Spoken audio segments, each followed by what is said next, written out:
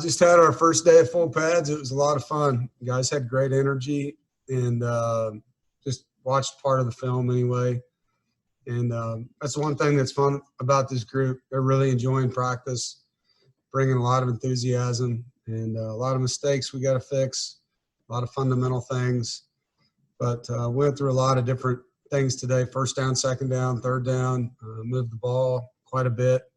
So we got into some good situational football. We had a few live segments during our individual just to kind of get guys accustomed to the thudding and what we need to get done, and some block protection and finishing blocks and tackling. But it was a fun practice. I thought there's some consistency that you're starting to see, less mental mistakes, and overall pretty pleased with the day.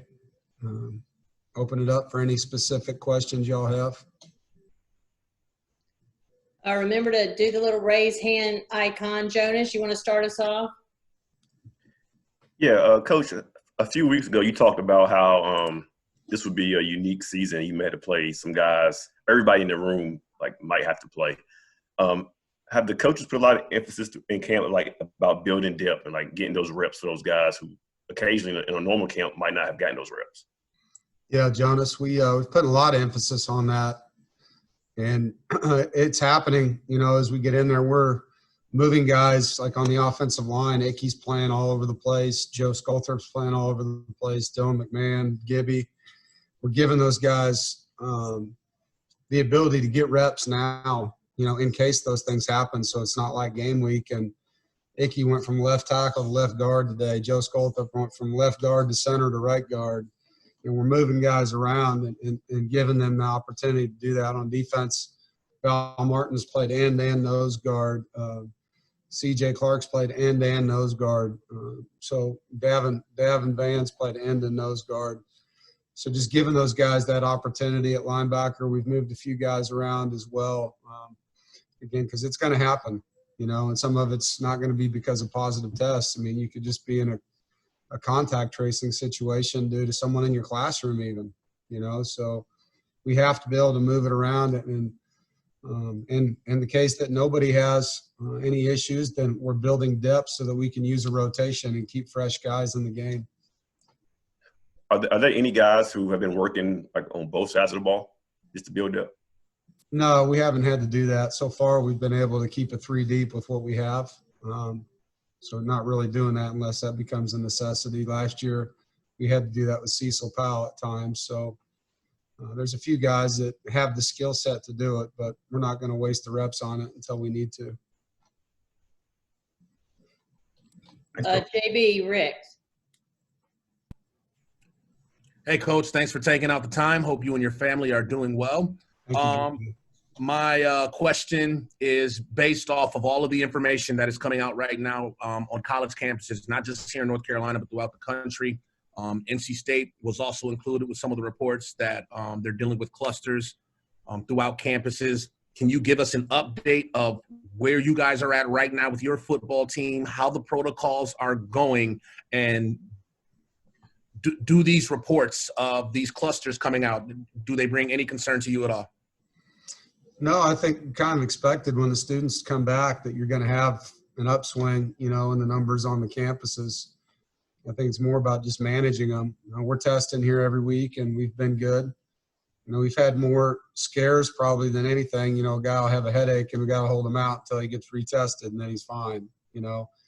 There's so many things right now that are symptoms, you'd say, of COVID. So every time a guy has one, you pull him out, you quarantine everybody that's in that tracking area. And so we've had more removals, replacements almost a day later because we're getting our testing back really fast right now.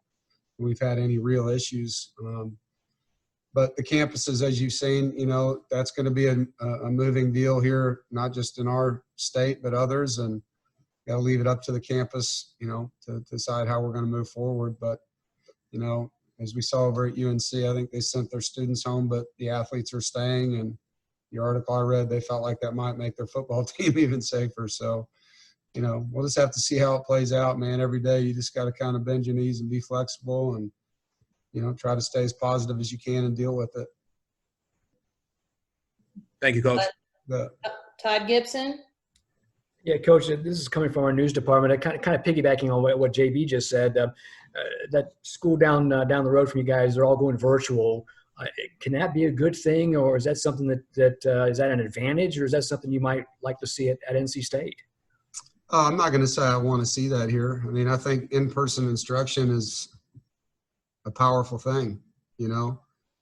I feel for all the students, not just, you know, in our state, but the high school kids, the middle school kids, the elementary school kids. You know, I think that in-person connection from an educational standpoint, that's going to hurt our society over time. Can you learn in a virtual setting? Yeah, you can. And maybe it does protect the 530 student athletes if that's what it ends up being. But, you know, I think there's positives and negatives to all of that. And, you know, I just hope that everybody that's having the issues is okay. And, you know, as a campus, I know Chancellor Woodson will do the right thing for us. Thanks, Coach. Appreciate it. Yep. Justin Williams.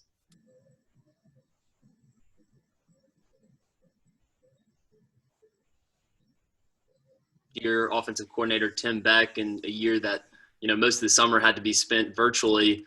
Just based on these past 2 weeks of fall camp, how encouraged are you in the install of the new offense? Yeah, you know, I like how Tim teaches. He does a really good job compartmentalizing things so they're not just memorizing. There's a system that goes with it, and he teaches it well. The words have good word association with them so that guys can understand the why behind why it's named. And he's got good plays off of plays. So it's been fun watching Tim and the offensive staff work with the players, and they're very comfortable with it. He's put a lot on them. You know, he's really challenged them mentally. And so there's going to be some mistakes, but it's been fun for me to watch. You know, it's just I think right now our guys want that. They want to be challenged. They want to be pushed. Being home for so long and they're so competitive, you know, they want to be in that environment where they're having to think and be motivated that way.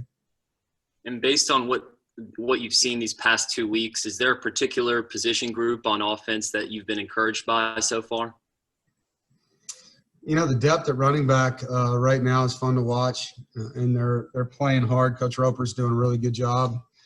Delbert Mims had a really good day today. He's a name that we haven't really talked about. You know, the ones that have been out there getting a lot of the pub, but, you know, it's just fun to watch the rotation of guys come in, and there's a lot of pride in that room to not let the level of play change. And so, you know, that would be the group that I think particularly today, you know, saw some things there that I liked. But the interesting part of our team is, you guys know, we had so many players out last year. A lot of young guys were forced on the field before they were probably ready. And now you bring back all these players that were out, and there's a mixture going on right now in a rotation that provides us some depth and experience. And so now it's just continuing to fine tune, you know, the fundamentals and techniques and figuring out who can do what the best. Thanks, Coach. You bet. Brett Friedlander. Dave, a little while ago, Emeka expressed his disappointment in himself for the way he performed last year and kind of suggested maybe he listened to too many outside influences and really wasn't as focused as he should have been. Have you seen a difference in him, and how is now he handling that leadership role this year? You know, I think he's really hard on himself, and I think at times he's been his own worst enemy that way, getting in his own head about his expectations and disappointments. Right now, he's just consistent. He's taking it one day at a time. He's having fun. He's very aggressive in practice. He's been very consistent. And it's just part of the process of growing up and dealing with all the things that you have, and proud of the growth that he's made, and really just the way he's approaching the day right now. He's very focused, but he is having a good time out there and smiling more than I've seen him smile in 3 years. With all the young guys that you've got at that position, how important is it for him to really kind of be a leader and set an example and kind of lead the way there? Well, I think that what's special about our receiver group, not just now, but just going backwards, you know, Steph Lewis and Kelvin Harmon and Jacoby Myers, these guys set a standard on how they work in that room. And they've taken guys under their wings. And, you know, I know Kelvin took Emeka under his wing, and Jacoby and Thayer, and now they're passing that down to Devin Carter. And these guys are holding each other to it. They make each other do certain things in that room that's different and the way they work, and it pays off, you know. And there is a certain way that Coach McDonald expects those guys to train and practice, and be very hard on them. But the nice thing is the players are really elevating that for him now. Thank you very much. Joe Giglio, what you got?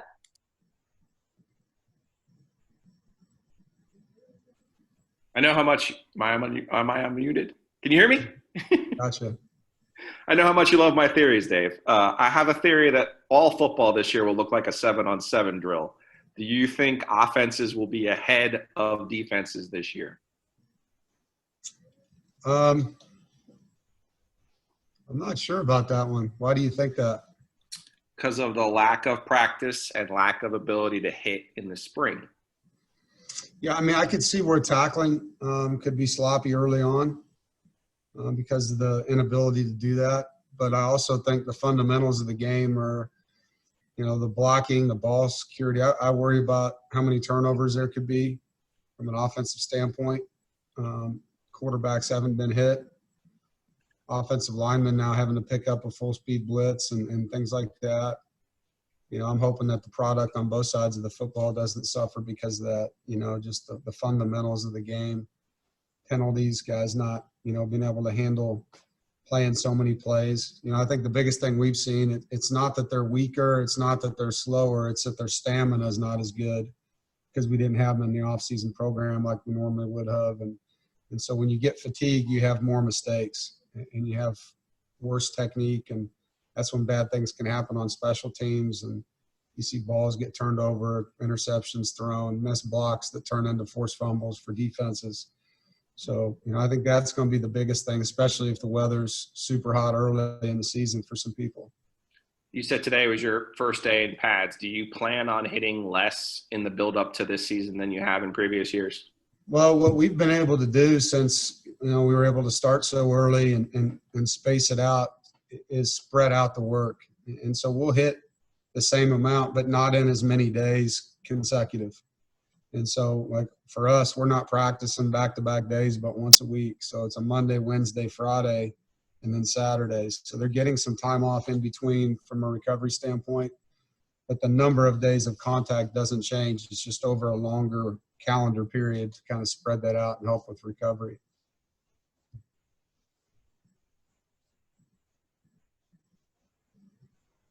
Aaron Beard, what you got?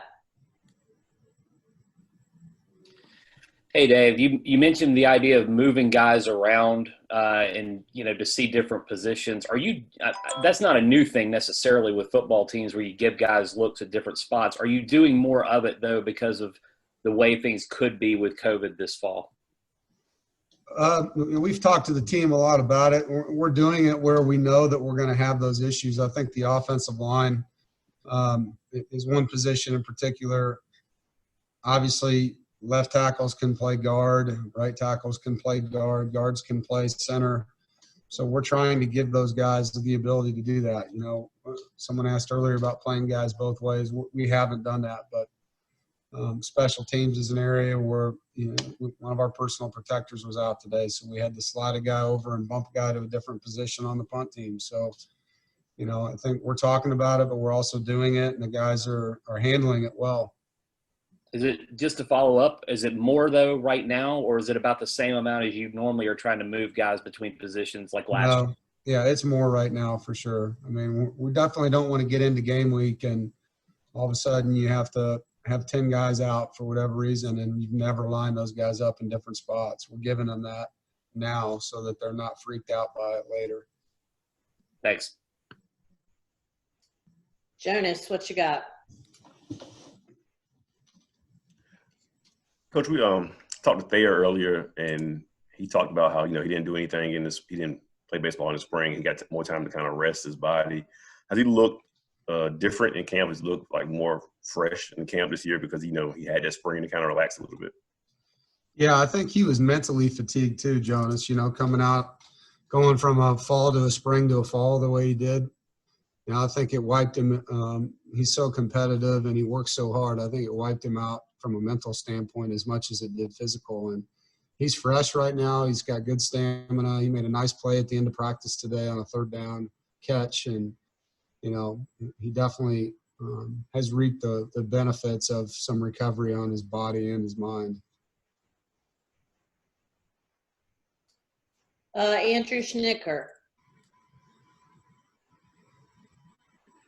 Dave, Joe Skulthorpe talked earlier about how much the players appreciate how transparent that you and the other coaches have been throughout this, and you and others on your staff have talked in the past about wanting to be approachable and be there for guys on the team to come to you with concerns that they have both on and off the field. Obviously, right now, there's a lot for them to be concerned about off the field. How much added importance do you think that transparency and that ability for you and your coaches to be approachable for them to come and talk to you takes on right now? I think it's a big deal. You know, I think they're going through a time right now that no one in the history of our country's had to deal with from a age group standpoint. I mean, what's on their plate, not just as college athletes, but just as young people, and a number of narratives that are out there, and people that think that they know what's going on or don't know what's going on, and the politics that's involved in all of it. You know, there's a lot of stuff on these guys. And so I've told them, like, there are no bad questions. We're not going to hide a single thing. We're going to tell you everything we know, and just keep raising your hand and asking. And the guys have been awesome about it, you know. What I don't want is for a player on our football team to feel like they don't know everything they need to know. I mean, that's the last thing, you know. And we're going to make decisions as a team. We're going to do things together. And we've done that already. It's been really good for them. And I think it helps them mentally to be able to go out there and know that we're all in this. And like I told them, this isn't just the players dealing with it. I mean, our coaches want to stay safe too, you know. I mean, we've got staff members that are in their 60s, and we go home to wives and kids. We don't want them to get ill, you know. So we're all in this, and we're all doing everything we can to protect each other. Corey By the Smith. way, Andrew, is that a Chiefs shirt you're wearing right there? Yes, it is. That's what I'm talking about. Go Chiefs. Yes, Love it. sir. Corey Smith. Coach, for you, we talked to Tyler Baker-Williams earlier. Obviously, he went through a big change from season 1 to season 2, but he seemed to get a really good grasp on the nickel spot last year and became, you know, a really strong rotational player at that spot. What did you see from him last year that gave you confidence that he could go out there and do that? And what are your expectations for him this season? He's playing at a high level right now. It's fun to watch T-Bake. I mean, it's really fun to watch him. He's playing physical. He's playing fast. His man-to-man skills and technique have improved. Freddie Autry-Lindsey's done a really good job with him. And he's just more mature, you know. He's played a lot. He's got game experience. He's not nervous about anything. He understands the scheme. And he's a smart football player. I mean, he's a guy that can play both ways. You know, he's one of those guys that has football aptitude where if we ended up in a situation, he could go over and play on that side of the ball, and he can be a returner. I mean, he's got a lot of things going for him. And I think that's just what happens when you play. You get a lot of game reps. Your coaches believe in you, and you get that repetition and confidence in what you're doing. And he's one of those guys that looks like a returning guy that has a lot of experience. And it's fun to watch him right now. Justin Williams.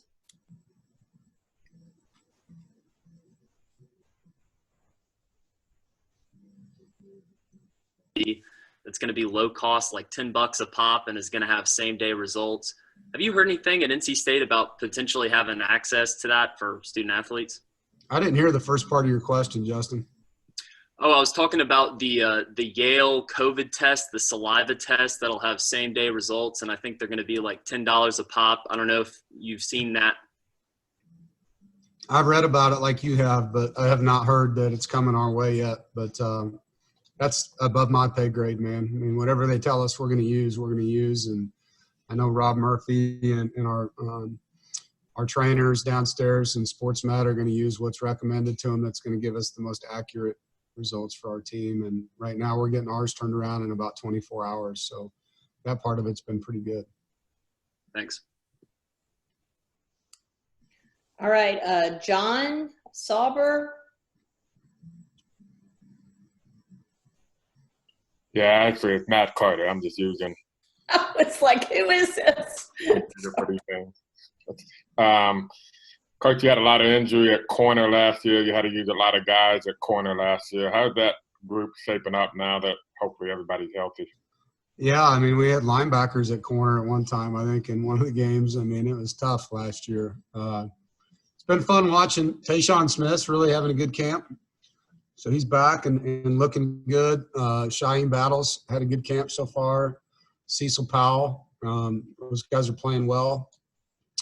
You know, out of the younger players, Aiden White has a really good skill set. We're excited about what he's been doing. Chris Ingram hasn't practiced yet. We're hoping to get Chris back, but, you know, he's doing well, just not rushing him back, but he's doing well in his rehab, just taking time. And Tyon Palmer has done some things. He's still, I think, going through that trust phase, you know, that guys have when you come back from an ACL. It's even though you feel good and you're running around, there's certain hurdles you have to go through before you truly believe in it, you know. But it's been great having those guys back on the field and a lot more fun than last year at that position. Malik Dunlap made a nice play today. And so there is good depth. I think we're, you know, rotating 7 guys throughout practice, and they're all getting their turn. All right, I don't see any hands raised. Does anybody else have anything?